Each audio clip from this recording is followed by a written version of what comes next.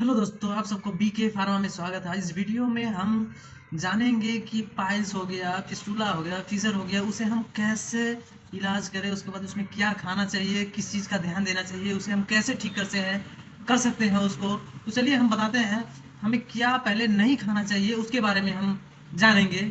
जैसे कि हम चिल्ली हो गया, फुरसानी हो गया, उसके बाद मसाला, गरम मसाला जो हो गया, उसके बाद उसमें हम चटनी नहीं खा सकते हैं, उसके बाद पैक्ड फूड नहीं खा सकते हैं, उसके बाद जो चिल्ली मीट हो गया, फिश हो गया, उसको भी आप सबको परहेज करना है, जिसकी वजह से हमारा वो कॉन्स्टिपेशन ना बन पाए। जैसे वो सब खाएंगे तो हमारा स्टूल जो होगा उसमें जलन सा पैदा होगा, इसलिए आप सब उसे परहेज करें, जिससे आप सबको लिए ठीक हो, स्टूल पास करने में कॉन्स्टिपेशन ना हो।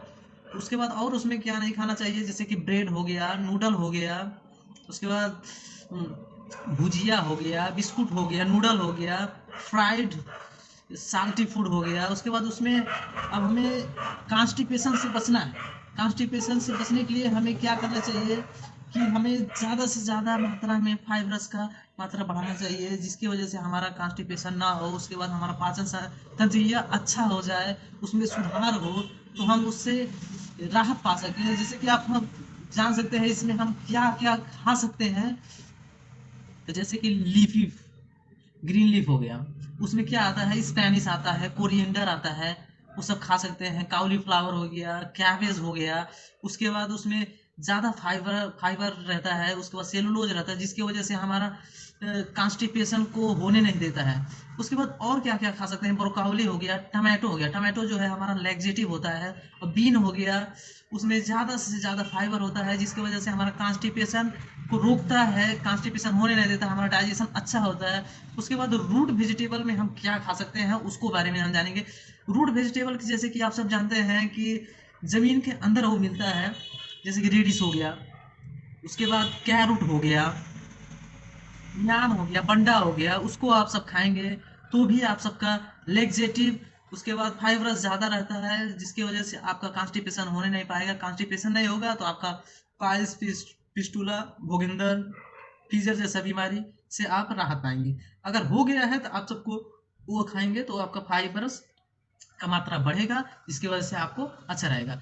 और उसके बाद हम फ्रूट में क्या खा सकते हैं, जैसे कि पियर हो गया, नाशपाती जिसको कहा जाता है, उसके बाद कीवी हो गया, उसके बाद हमें क्या, चिक्कू हो गया, उसमें ज़्यादा से ज़्यादा, सबसे ज़्यादा उसमें क्या मिलता है, फाइबर मिलता है। फाइबर क्या करता है, हमारा पॉजिटिव बैक्टीरिया को बढ़ाता है, पॉजिटिव बैक्टीरिया बढ़ाने की वजह से हमारा जो इम्यूनिटी पावर होता है बढ़ता है। उसके बाद हमारा जो है कॉन्स्टिपेशन, उसके बाद डाइजेशन और बहुत सारा बीमारी में लड़ने में मदद करता है, इसलिए हमें उसको खाना चाहिए। उसके बाद हम क्या खाते हैं, बनाना। बनाना हमें खाना है अगर, तो हम कच्चा बनाना नहीं खाएंगे, पका हुआ बनाना खाएंगे तो अच्छा रहेगा हमारे लिए। उसके बाद पाइन एप्पल हो गया, पपाया हो गया, जो हमारा कॉन्स्टिपेशन को दूर करता है, ये सब खाएंगे तो हम उसे कॉन्स्टिपेशन नहीं हो पाएगा। उसके बाद हमारा पाइल्स का बीमारी जो है धीरे धीरे ठीक होना शुरू हो जाएगा। उसके बाद हमें जूस में क्या क्या लेना चाहिए, जिसकी वजह से हमारा जो कॉन्स्टिपेशन है उसे आराम रहे, उसके बाद डाइजेशन सिस्टम भी अच्छा हो जाए। जैसे कि आप सब जान सकते हैं कि जूस में हम ले सकते हैं, कोकोनट वाटर हो गया, लीमन का जूस हो गया, उसके बाद बटर मिल्क ले सकते हैं, जो कि अच्छा रहता है हमारे शरीर के लिए भी। उसके बाद हमारे शरीर से मिलता जुलता ये कोकोनट वाटर जो है उसका फ्लूइड भी अच्छा होता है, उसके बाद हमारा पीएच से मिलता है, इसलिए ये बहुत ज़्यादा सूटेबल होता है। इसलिए हमें क्या करते हैं कि हम जो कपाल में भी लगाते हैं इसे, वो बहुत ज़्यादा एब्जॉर्ब होता है, इसलिए हम उसे। उसके बाद अगर दूध पीना है अगर, तो दूध में हम उसमें क्या कर सकते हैं, जैसे कि हम टर्मरिक मिला के अगर दूध को पिए तो अच्छा रहेगा हमारे लिए। उसके बाद जिंजर हो गया, पानी में मिला के लीमन के साथ आप पी सकते हैं। और हनी भी हम ले सकते हैं जी, जो कि हमारा जो पेन है हमारा, जैसे कि हार्ड हो जाता है कॉन्स्टिपेशन होने की वजह से, हमारा स्टूल पास नहीं होता है, उसके बाद दर्द होता है, तो इससे हम क्या करेंगे, हनी जो है हमारा स्वेलिंग नहीं होने देगा, उसके बाद पेन नहीं होगा, ईचिंग से भी रोकेगा ये। उसके बाद हमारा हेमोरॉइड जो है, हेमोरॉइड क्या है, हमारा जो पाइल्स होता है ना, वो हमारा भेड़ जैसा जो हमारा लार्ज हो जाता है, तो वही हमारा क्या कहते हैं, खूनी बवासीर कहा जाता है। खूनी बवासीर वो इंटरनल होता है, एक्सटर्नल होता है। इंटरनल जो होता है तो भीतर ही वो इनलार्जमेंट हो जाता है ब्लड वेसल। उसके बाद अगर एक्सटर्नल है तो एक्सटर्नल में क्या होता है कि बाहर भी आ जाता है, जिसकी वजह से बहुत ज़्यादा पेनफुल रहता है स्टूल को। तो हमें क्या करना चाहिए, उसमें हम बात कर सकते हैं, जैसे कि वार्म सीट बात कर सकते हैं, जो कि एक भाड़ा में लेके उसके बाद गर्म पानी लेके उसमें आप बैठ से आएंगे तो वहाँ पे गर्म पानी की वजह से आपका वो अच्छा हो जाएगा। उसके बाद उसमें हम क्या कर सकते हैं, और ज़्यादा से ज़्यादा आप क्या करिएगा, पानी का मात्रा बढ़ाइए, जिसकी वजह से हमारा फ्लूइड ज़्यादा रहेगा तो हमारा डाइजेशन में अच्छा रहेगा। कॉन्स्टिपेशन नहीं हो पाएगा, कॉन्स्टिपेशन नहीं हो पाएगा तो हमारा जलन नहीं होगा, उसके बाद पाइल्स होगा नहीं होगा। अगर आपका पाइल्स हो गया है तो आपको और क्या ध्यान देना चाहिए कि हमें अगर टॉयलेट करने जा रहे हैं, जैसे कि उसके बाद उसमें बैठे, अगर आया तो ठीक है, अगर 2 मिनट पहले आ गया, अगर वो नहीं आ रहा है, 2 मिनट हो गया, अगर नहीं आ रहा है तो वहाँ से फिर उठ जाइए। जब आपको लगे तब आप जाइएगा तो वो अच्छा रहेगा। क्योंकि इस समय में पाइल्स में के दौरान भी अगर ज़्यादा समय तक एक ही दरी पे रहेंगे तो आपको नुकसान होगा, उसके बाद ज़्यादा पेनफुल होगा और बढ़ेगा पाइल्स। तो इसलिए आप सब उसको खाना भी खाना है। खाना के लिए हमें जो व्हाइट राइस होता है नहीं खाना चाहिए उसको। व्हाइट राइस के सट्टा में ब्राउन राइस होता है, जो हमें भुजिया कहा जाता है, वो खाएंगे तो आपके लिए बेहतर रहेगा। उसके बाद दही का सेवन करेंगे, जो बटर कहा जाता है, उसको खाएंगे तो अच्छा रहेगा। वो आपको होने नहीं देगा, जैसे कि अगर है तो वो भी धीरे धीरे कम हो जाएगा। उसके बाद लूज मोशन हो जाएगा तो आपका पेनफुल रहेगा नहीं। उसके बाद पानी को हम ज़्यादा से ज़्यादा पिएंगे, जैसे कि आप दिन में अगर 6 लीटर सेवन करें, जैसे कि सुबह उठे अगर उसमें 1 लीटर पी लिए, उसके बाद खाना खाने के बाद 1 लीटर पी लेते हैं फिर आधा घंटा के बाद। तो ऐसे ऐसे इंटरवल आप बना लीजिए कि आपको दिन में 6 लीटर पीना है। उसके बाद 6 टाइम, या आप रूटीन बना लीजिए, उसके हिसाब से आप पिएंगे तो आपको बहुत ज़्यादा लाभ मिलेगा। उसके बाद इस कॉन्स्टिपेशन, उसके बाद पाइल से आप छुटकारा पा सकते हैं।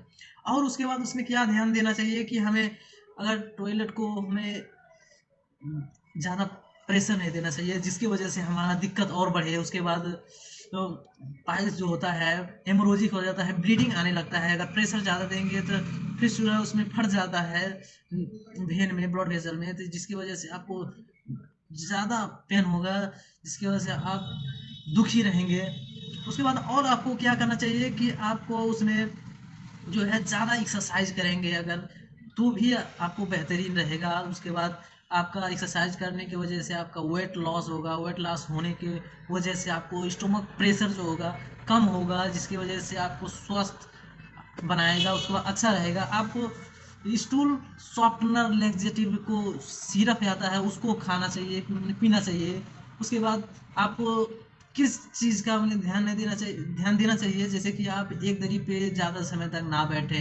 उसके बाद हमें पाइल्स हो गया है आपको, उसमें उसके बाद पेनफुल है तो हमें एक पिलोडेक्स के जेल आता है, ऑइंटमेंट आता है, उसको हमें क्या करना चाहिए, लगाना चाहिए।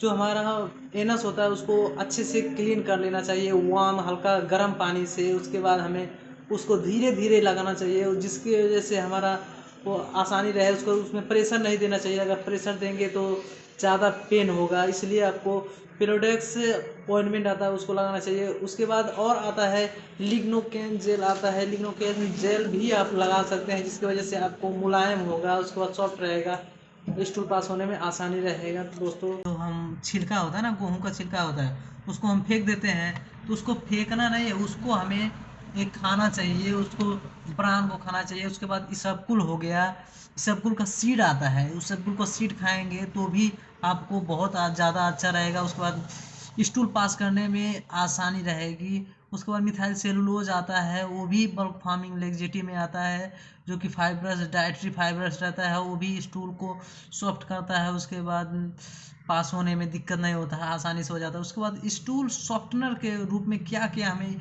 यूज करना चाहिए, जिसकी वजह से हमारा स्टूल को सॉफ्ट हो जाए, मुलायम हो जाए, जिसकी वजह से हमारा पेनफुल ना हो। उसके बाद पाइल्स में आराम मिले तो हमें लिक्विड पैराफिन हो गया, डोकोसेट हो गया, वो हमें यूज करना चाहिए, जिसकी वजह से हमारा स्टूल को सॉफ्ट होगा। उसके बाद पेनफुल नहीं रहेगा, आराम से वो स्टूल पास हो जाएगा। तो जिसकी वजह से कॉन्स्टिपेशन होने नहीं देगा। तो हमारा कॉन्स्टिपेशन नहीं होगा तो पाइल्स को तो ठीक हो जाएगा। उसके बाद करना चाहिए, जैसे कि हमें सेनाकलीफ हो गया, सेनाकलीफ हमें यूज करना चाहिए। उसके बाद बिसोकोडाइल हो गया, बिसोकोडाइल। उसके बाद कैस्टर ऑयल यूज कराना चाहिए। उसके बाद ऑस्मोटिक पर्गेटिव में क्या यूज करना चाहिए, जिसकी वजह से हमारा उसको वाटर को एब्जॉर्ब कर ले, वाटर एब्जॉर्ब करने के बाद उसको सॉफ्ट बना के उसके बाद स्टूल को पास कर दे। तो जैसे टूलोज का सिरप आता है उसको हम यूज़ करेंगे तो हमारा जो स्टूल को वो पानी जो होता है वो एब्जॉर्ब करेगा, एब्जॉर्ब करने की वजह से मुलायम हो जाएगा। उसके बाद आसानी से आपको स्टूल पास हो जाएगा। उसके बाद हमें अगर पाइल्स ठीक नहीं हो रहा तो सर्जरी करना पड़ता है। सर्जरी में क्या क्या आता है, जैसे कि सर्जरी हो गया हमारा लेज़र से हमारा सर्जरी किया जाता है। उसके बाद लिगेचर से हो गया हमारा सर्जरी के करके उसके बाद पाइल्स को ठीक किया जाता है। और उसके बाद अल्ट्रासोनिक भी इंस्ट्रूमेंट होता है, उससे भी हमारा जो पाइल्स होता है, हेमोरोजिक पाइल्स होता है उसको हमें सर्जरी करके निकाला जाता है। उसके बाद रबर बैंड लिगेशन होता है, रबर जैसे होता है उसके बाद उसमें डाल के उसके बाद उसको सर्जरी किया जाता है। उसके बाद इंजेक्शन थेरेपी होता है। ऐसे करके बहुत सारा थेरेपी है जो सर्जरी करके हमें पाइल्स को सर्जरी करके निकाला जाता है। जो वैसे अगर नहीं ठीक होता है तो उसको सर्जरी करके आप निकालवा सकते हैं। दोस्तों आपको वीडियो आपको अच्छा लगा हो तो लाइक कर दीजिए, चैनल पे नए हो सब्सक्राइब कर दीजिए और बेल आइकन को प्रेस कर दीजिए जिससे सबसे पहले आपको नोटिफिकेशन मिले। तो आज के लिए बस इतना ही, अगले वीडियो में मिलते हैं।